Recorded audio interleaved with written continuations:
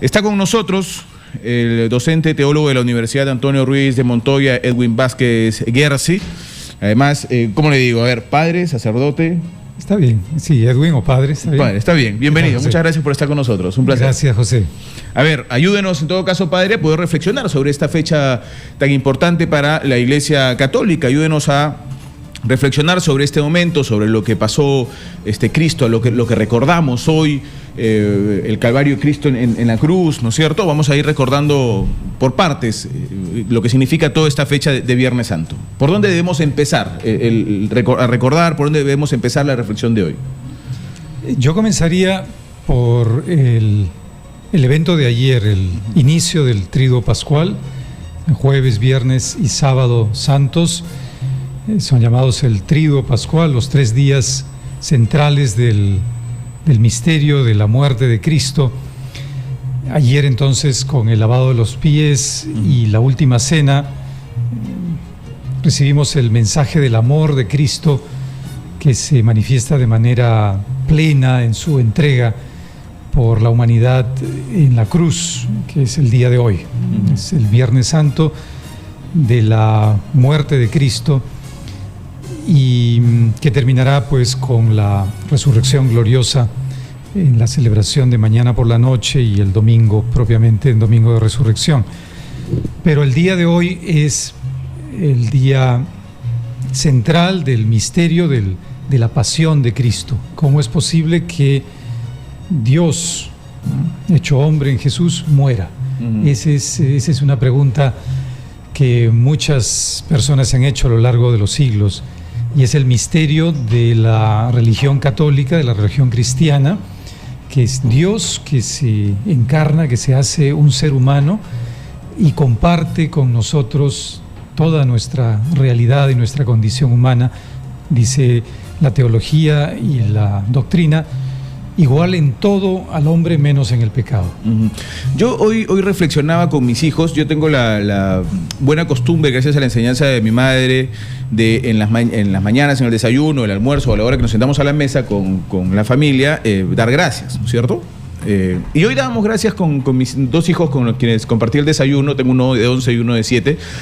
Y veíamos también parte, desde muy temprano ya han empezado a dar los especiales, ¿no es cierto?, de lo que es esta Semana Santa, lo que es el Viernes Santo. Y ellos me lanzaban una pregunta, que se la hago, padre, porque me parece importante poder enseñar a reflexionar sobre estas cosas también, no solo a los niños, sino a los jóvenes y a los adultos. Ellos me decían, papá, ¿por qué? ¿Cómo se les debe catalogar a estas personas que en realidad creían en ese tiempo que estaban haciendo un acto de justicia? Porque, digamos, cuando mandan a Cristo a la crucifixión, digamos, si bien es cierto, hay una parte donde la historia nos cuenta que dejan a Barrabás y piden que Cristo vaya a la cruz, siendo él el malo y Cristo el bueno, se supone que hay una etapa de la justicia de la época, ¿no es cierto? O sea, del juez de la época, que luego Pilato se lava la mano y demás. Y ellos me decían, papá, pero si eso era la justicia de la época, ¿por qué nosotros tenemos que decir que son en ese tiempo? ¿Por qué tenemos que decir ahora que son pecadores y que eran los malos? ¿Así los debemos catalogar? Preguntaban ellos. Muy buena pregunta, ¿eh? Los jóvenes y los niños nos ayudan a aproximarnos a la verdad y la profundidad de las cosas. No deberíamos decir que eran los malos. Me parece que el juicio es más complejo. ¿Por qué muere Jesús? Jesús muere, y muere de manera cruenta en la cruz, desde el punto de vista de la teología y de la doctrina, porque debía vencer el pecado y la muerte, y la manera radical de superar y de abrirnos las puertas de la salvación es a través de su sacrificio. Pero el juicio de los hombres frente a la vida de Jesús, es decir, quienes condenan a Jesús, lo hacen los judíos, sus contemporáneos y miembros de su propia religión, porque les cuesta mucho entender, y para nosotros es razonable eso, y yo creo que es lo que les sorprende a tus hijos, que Jesús está quebrando las normas y las leyes religiosas de su tiempo. De la época, claro. Jesús está yendo contra contra algo fundamental. Él se está poniendo en el lugar de Dios. Es un revolucionario positivo. Sí, pero a todo el mundo le cuesta entender eso, también a sus discípulos. Sus propios discípulos no comprenden la profundidad de su mensaje hasta la resurrección, cuando tienen la iluminación del Espíritu Santo en la resurrección. Desde ese punto de vista tendríamos que relativizar nuestro juicio sobre quienes condenan a Jesús, porque lo que hace Jesús es una revolución. Él dice: yo soy Dios, yo soy el Hijo de Dios.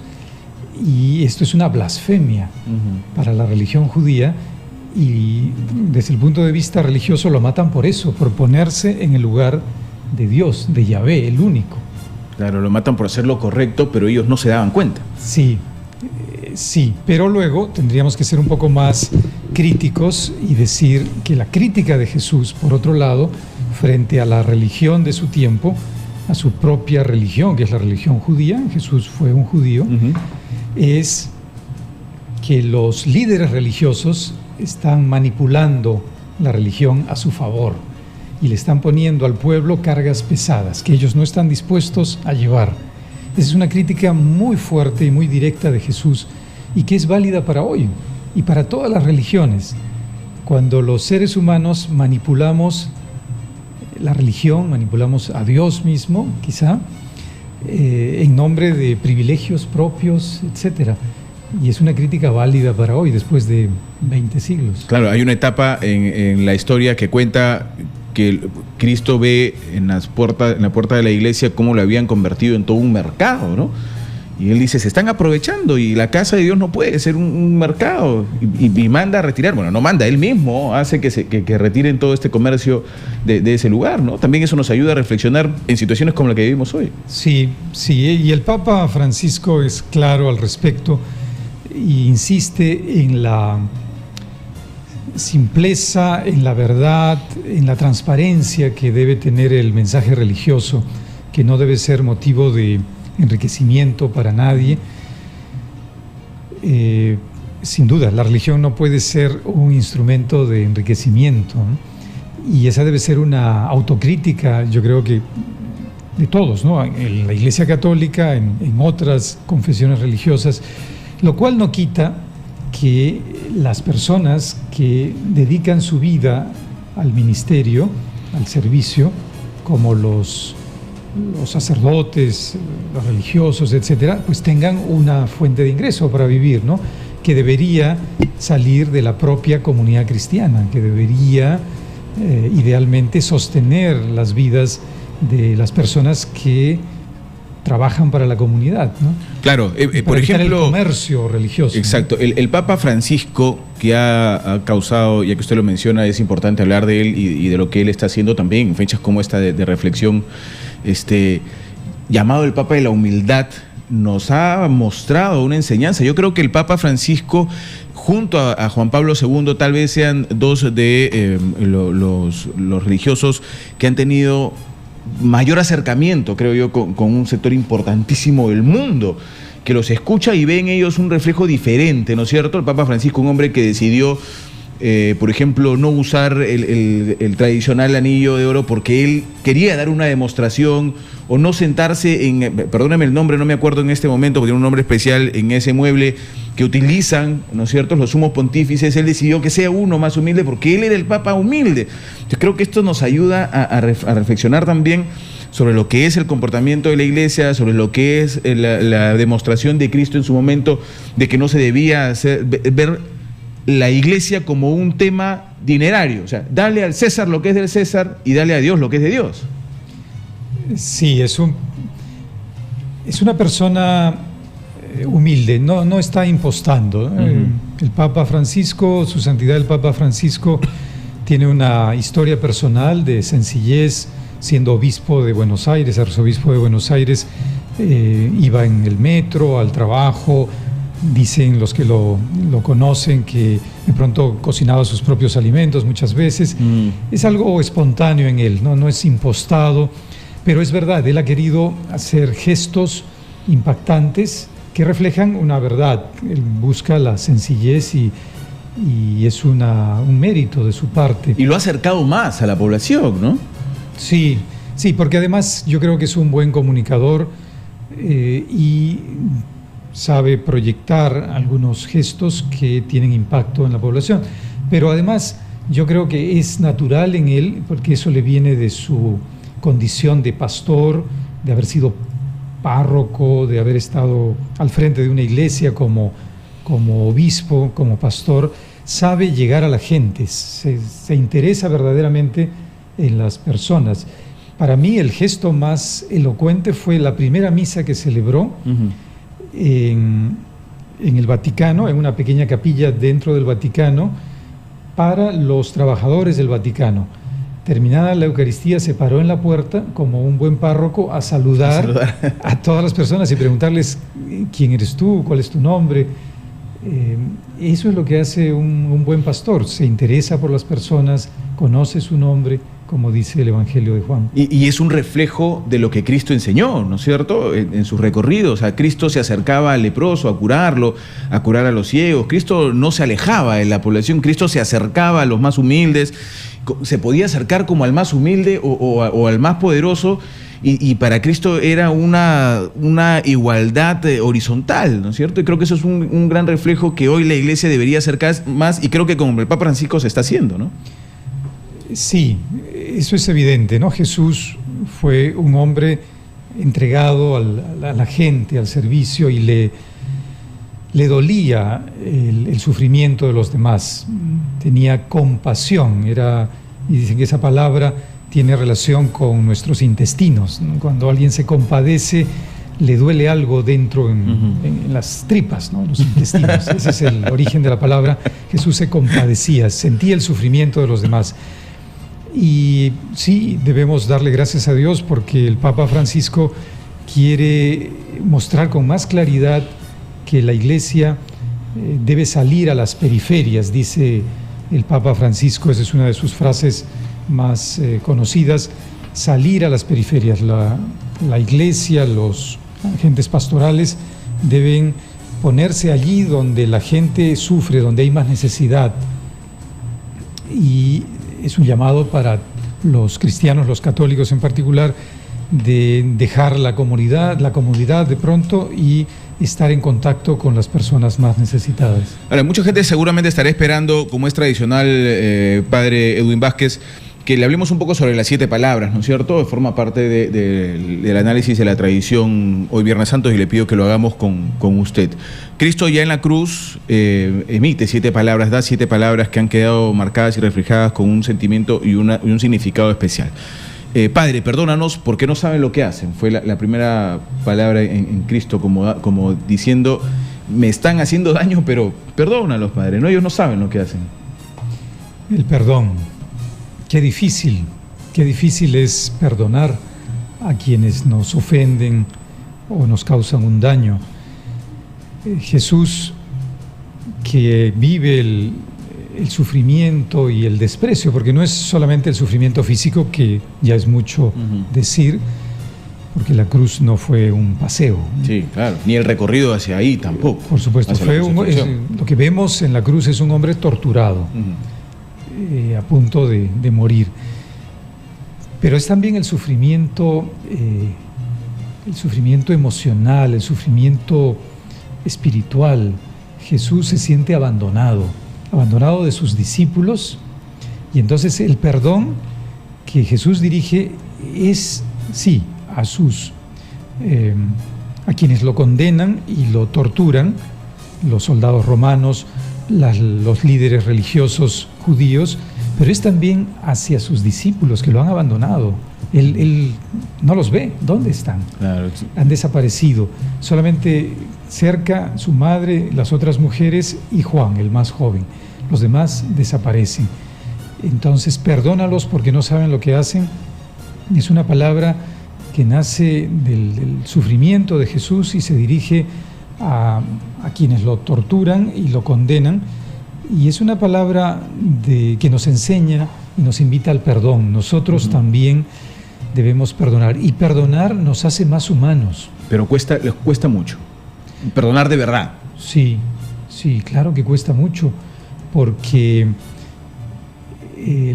la ofensa nos causa una herida, y la herida concentra nuestra atención. Cuando estamos heridos por una ofensa, en nuestra mente, nuestro corazón miran la herida, porque como cuando tenemos una herida física, claro, entonces nos duele y estamos atentos a esa herida. Nos concentramos en ese dolor, digamos, y no vemos el resto, ¿no? Y no vemos más allá.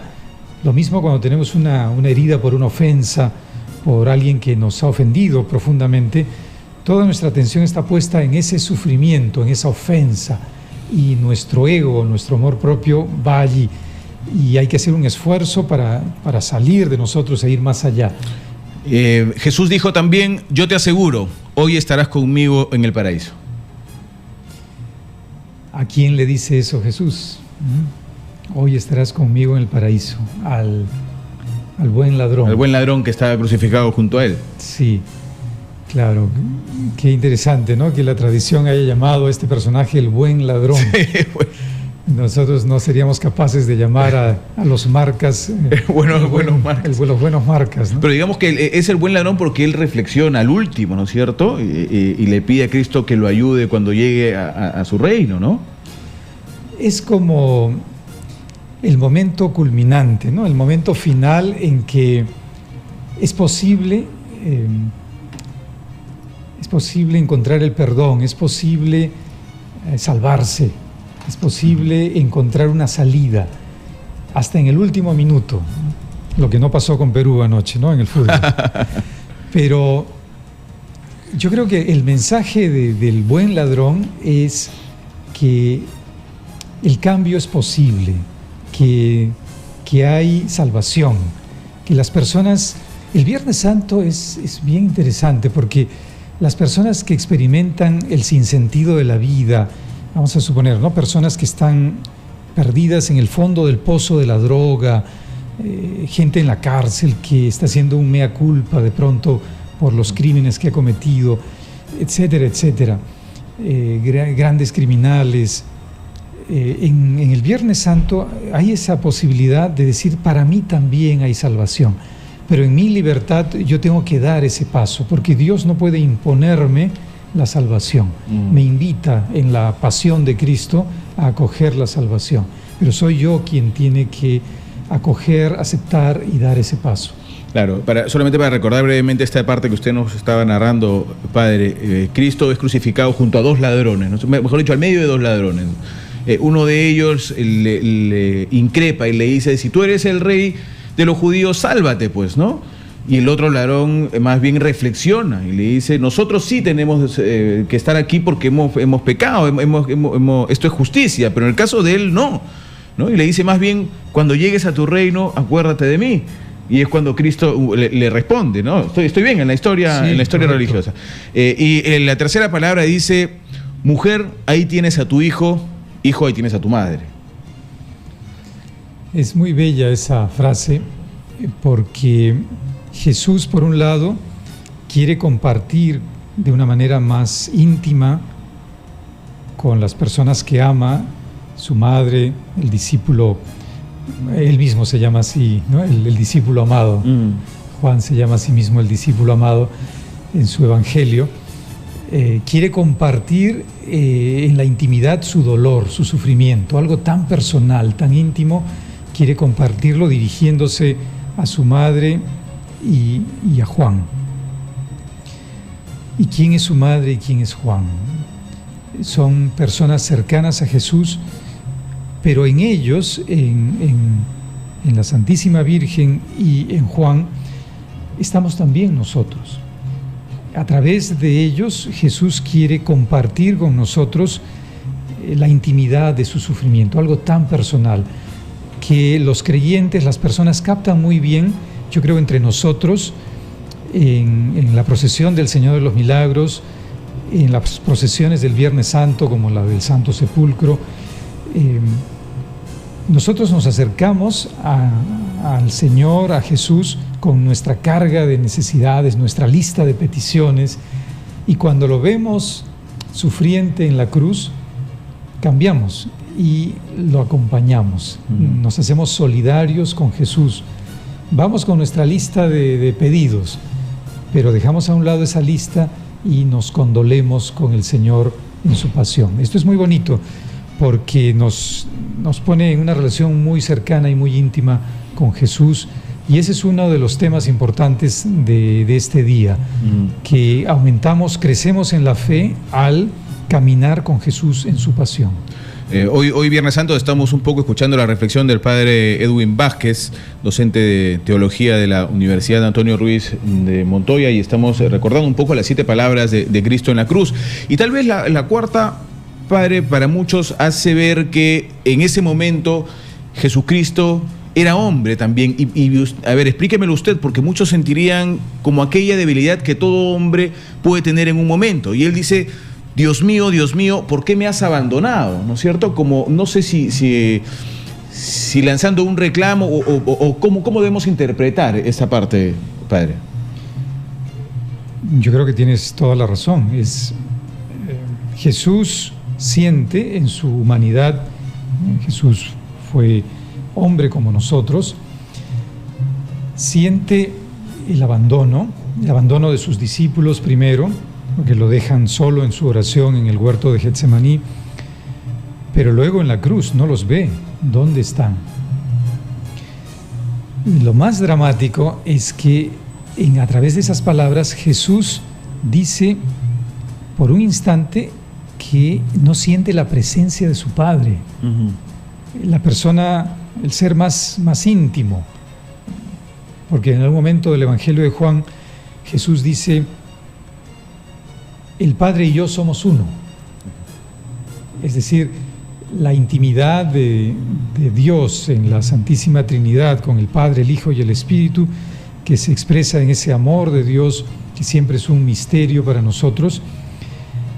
En ese momento de la cruz, del sufrimiento, Jesús dice: no te veo, no te siento, Padre. Tú que eres mi sostén, mi soporte, ¿dónde estás?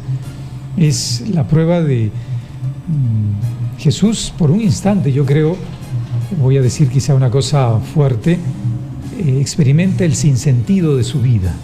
Por un momento cree que su proyecto no tiene sentido.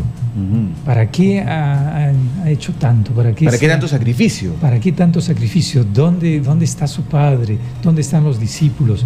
Por un momento siente que su trabajo por el reino no tiene sentido. Pero es un instante. Porque luego en las siguientes palabras vamos a ver cómo... Claro que sí, la siguiente palabra es tengo sed. ¿A qué nos evoca esta palabra, padre? ¿A un hombre que realmente estaba sediento por la circunstancia en la que estaba atravesando, por la parte humana, por supuesto, de la que usted ya nos ha explicado, o por un hombre tal vez que quería ver si es que alguien se apiadaba de su necesidad? ¿Cómo lo interpretamos? Yo creo que la palabra tengo sed nos remite nuevamente a la humanidad de Jesús. En primer lugar, es Jesús que físicamente experimenta sed, está deshidratado, largas horas de tortura, de malos tratos. Desangrado, exacto, deshidratado. Jesús tiene sed, como quizá muchas veces nosotros experimentamos sed de una manera extrema, quizá hayamos tenido esa experiencia en el desierto, etcétera. Pero también Jesús, a través de esa palabra, nos dice más. ¿De qué tiene sed Jesús? ¿Tiene sed de agua? Sí, pero también tiene sed de justicia, tiene sed de verdad.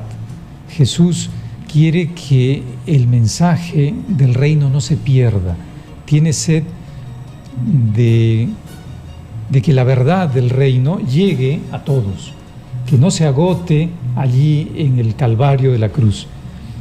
Esto sucederá con la resurrección y la predicación de los apóstoles. Pero yo creo que además tengo sed nos remite hoy a nuestras experiencias de abandono de la gente que sufre, aquellos que dicen tengo sed como Jesús. ¿Cuántos en el mundo de hoy dicen tengo sed? Pensemos si no en los refugiados, la gente que sale de Siria para ir un poco lejos, pero también entre nosotros.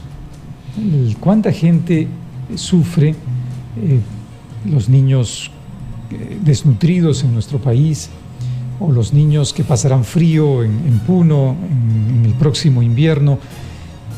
Aún en nuestro país tenemos realidades sociales que necesitan una atención, y no solamente una atención individual, que yo me conmueva y vaya con mis donativos, sino una atención del Estado a través de unas leyes más justas que lleguen a los más necesitados. Padre Whitman, le pido por favor que nos regale unos minutos más, son las 10 casi con 30 y tengo que irme al corte para terminar, porque nos faltan todavía 2 de las 7 palabras de Jesús en la cruz, y creo que hoy, Viernes Santo, estamos en un momento de reflexión y estamos dejando unos momentos de lado la tensión de la política, el estrés de la política de esta campaña electoral y de los temas de este tipo, para poder reflexionar hoy, Viernes Santo, sobre lo que es para el mundo católico este tema de la crucifixión de Jesucristo y por qué estuvo él en la cruz y las 7 palabras. Vamos a un corte rápidamente, regresamos aquí en Radio Exitosa. Reitero, estamos conversando con el padre Vázquez Gersi sobre este Viernes Santo, y estábamos reflexionando con el padre sobre las 7 palabras de Jesucristo en la cruz. Ya habíamos hablado de: Padre, perdónanos porque no saben lo que hacen. Yo te aseguro, hoy estarás conmigo en el paraíso. Mujer, ahí tienes a tu hijo. Hijo, ahí tienes a tu madre. Dios mío, ¿por qué me has abandonado? Y tengo sed. La 6ª palabra de Dios es, ya en las postrimerías de este evento, digamos, de este suceso: todo está cumplido.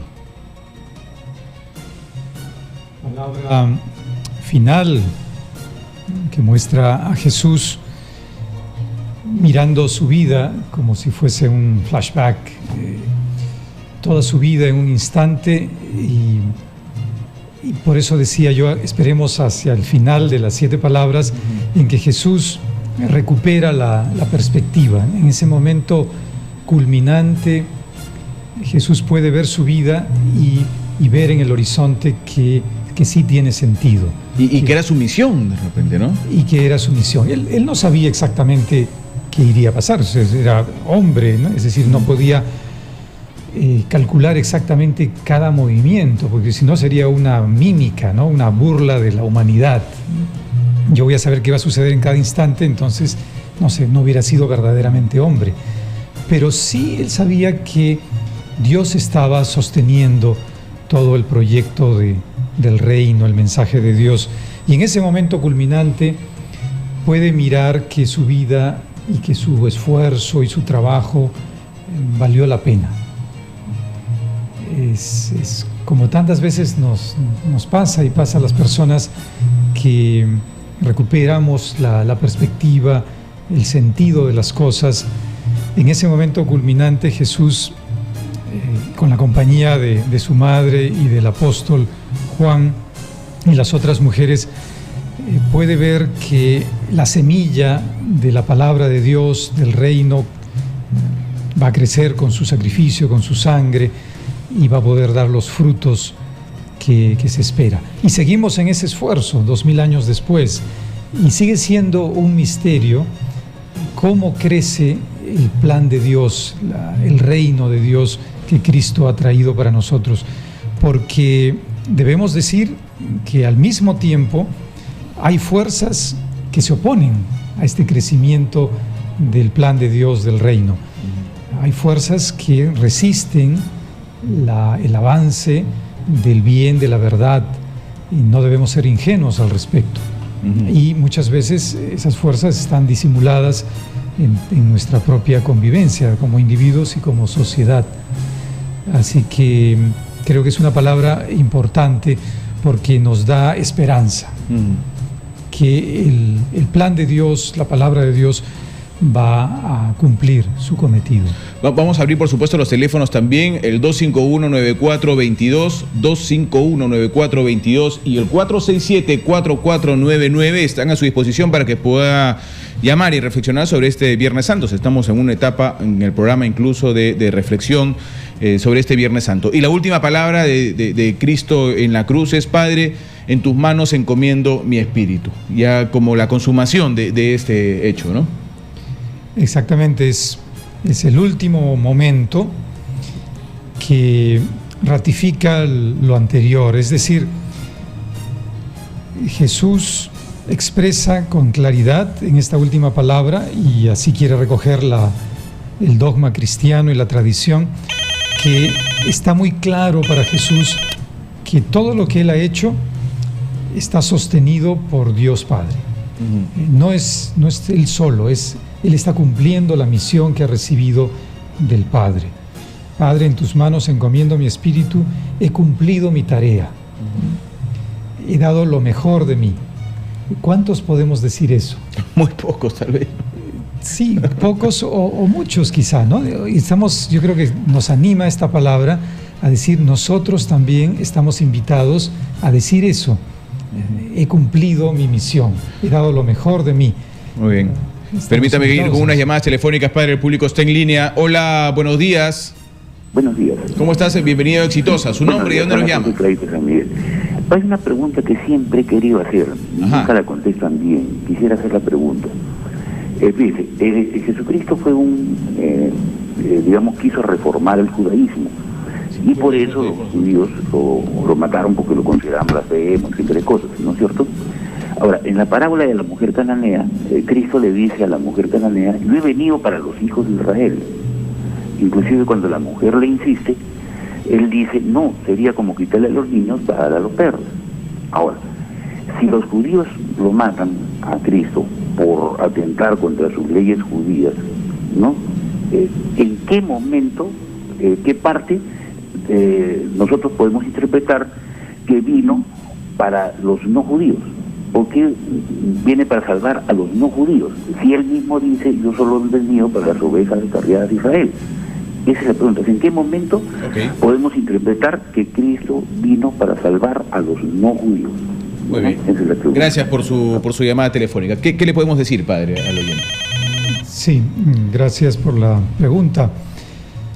Es clarísimo, ¿eh? En ese texto Jesús rechaza, aparentemente, ¿no? Rechaza a esta mujer,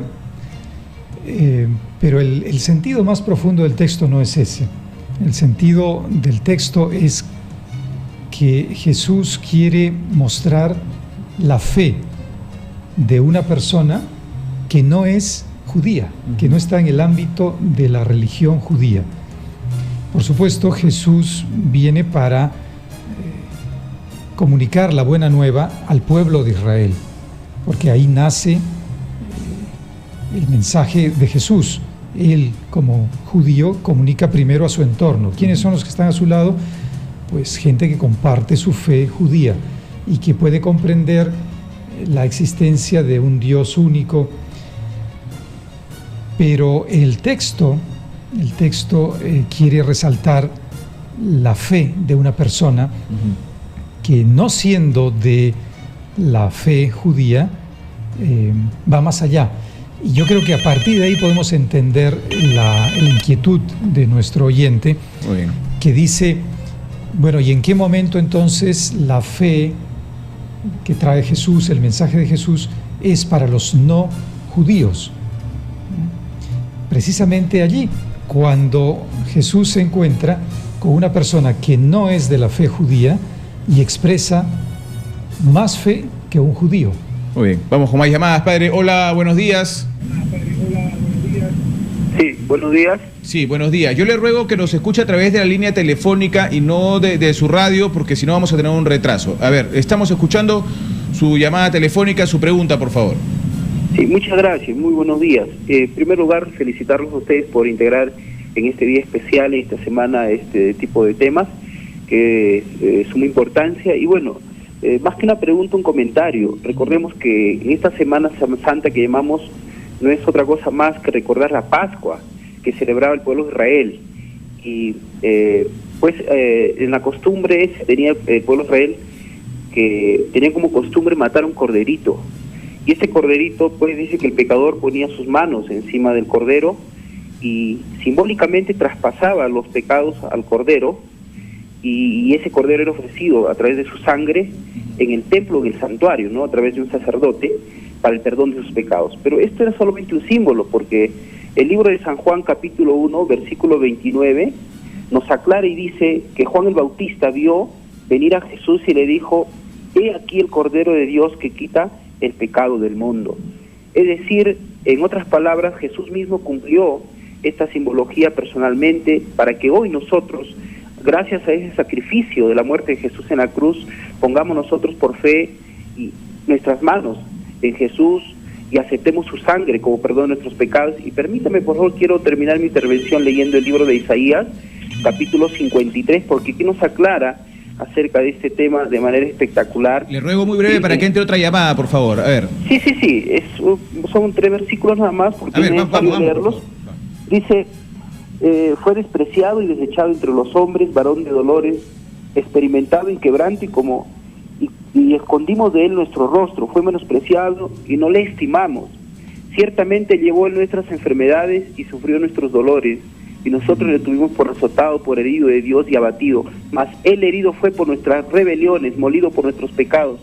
El castigo de nuestra paz fue sobre él, y por su llaga fuimos nosotros curados. Es decir, aquí nos aclara el libro de Isaías claramente que el sacrificio de Dios fue para que nuestros pecados sean traspasados a él, porque como seres humanos somos pecadores. Y la única esperanza que tenemos hoy, gracias a la muerte de Jesús, es... Ok, le agradezco muchísimo su llamada, muy interesante. Le ruego que traten de ser un poco más breve para que entren más llamadas que pueden hacerle preguntas al padre también. Igual, muchas gracias por su comunicación. Hola, buenos días. Buenos días. Sí, señor, lo escuchamos. Bienvenido al programa. Muchas gracias. Un saludo al padre que está muy cordialmente impartiendo sus conocimientos. Sí. Un saludo para el padre. También quisiera yo pedirle un favor a ustedes que están conduciendo este programa en Semana Santa. El Perú es un país diverso y Jesucristo había manifestado de que también yo tengo ovejas en otros rediles. En ese sentido yo quisiera pedirles a ustedes, conductores del programa, para que también entrevisten, no solamente a los padres de la Iglesia Católica, sino entrevisten a los pastores de la Iglesia Adventista, los testigos de Jehová, de repente la Iglesia de los Mormones, ¿no es cierto?, para que la diversidad que es el Perú, ¿no es cierto?, pueda tener también de repente escuchar de otra forma, de otro enfoque esta Semana Santa el mensaje de Cristo. Okay. Muchas gracias. A usted, gracias por su comunicación telefónica. A ver, algunas reflexiones, padre. Sí, José, la primera llamada, yo tendría que ratificar todo lo que el oyente ha dicho, que según la doctrina cristiana, Cristo vino para redimirnos del pecado.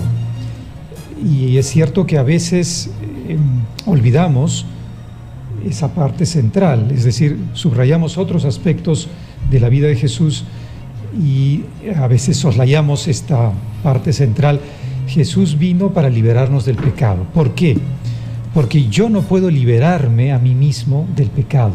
Yo no puedo salvarme a mí mismo. Yo no soy salvador de mí mismo. Esta es una verdad difícil para el hombre de hoy, autosuficiente, emancipado, el hombre de la modernidad y la posmodernidad. Permítame hacer un ligero paréntesis, doctor, porque estamos con Mariela Ludeña. La imagen del Señor de los Milagros está entrando a la Catedral de Lima y Mariela Ludeña nos va a hacer la descripción y la información del caso. Adelante, Mariela, por favor. Buenos días. En efecto, la efigie del Señor de los Milagros ya se encuentra en los interiores de la Catedral de Lima, aquí en el centro histórico de Lima, para presenciar esta misa que se inicia al mediodía, el sermón de las 7 palabras. Levantado en alto, ingresado en la efigie del Señor de los Milagros, y ha salido desde el santuario de las Nazarenas desde las 6 de la mañana. Han recorrido varios puntos principales de varias calles, rutas del centro de Lima, hizo varias paradas para recibir honores, justamente de parte de algunas personas. Son decenas de fieles que han seguido sus pasos desde muy tempranas horas de la mañana. Ya la efigie del Señor de los Milagros ha ingresado a la Catedral de Lima para oficiar esta misa, presenciar justamente la misa del sermón de las 7 palabras. Nosotros vamos a volver ya en cualquier momento con esta ceremonia en los interiores de la catedral. Volvemos más adelante. Mariela Ludeña, Francisco Noticias. Bien, Mariela, muchas gracias. Gracias por esa información en vivo. Padre, terminamos respondiéndole a la persona que nos llamó, por favor. Sí, brevemente decía que nosotros no nos salvamos a nosotros mismos. Es Cristo quien tiene el poder, como decía el oyente recordando el texto bíblico, la sangre de Cristo nos libera y nos salva.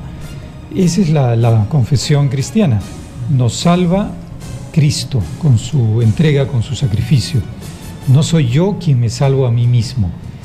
Y esto para la fe es central. Un poco difícil de comprender porque tenemos ahora tantas posibilidades de, entre comillas, salvarnos a nosotros mismos que nos cuesta conceder y entregar nuestra vida a las manos de Cristo. Pero esa es una verdad. Cristo nos salva y solamente Cristo tiene el poder para salvarnos, no de cualquier cosa, salvarnos del sinsentido, de una vida que no sabe a dónde va y del destino final. Entonces, por ese lado estamos bien. En cuanto a la observación del oyente que llamó luego, sin duda vivimos una realidad en que la confesión católica no es la única. Vivimos una diversidad de credos, de confesiones al interior del mundo cristiano, pero también fuera del mundo cristiano.